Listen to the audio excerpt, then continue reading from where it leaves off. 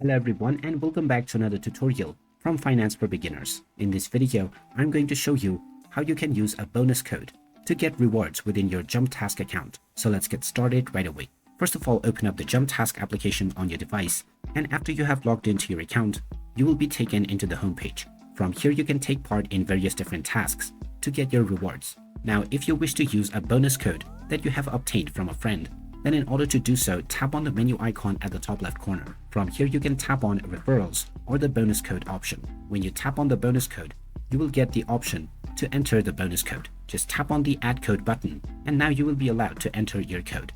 Just enter the code that you have received from your friend, and now you can tap on the apply button. This will now check the code that you have just entered, and if it is correct, then you will be given the associated reward within your account right away. You can use multiple bonus codes if you have from different users in order to get your rewards.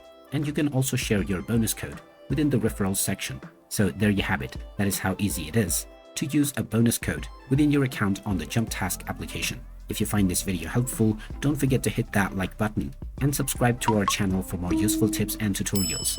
Thanks for watching, and I will see you again in the next video.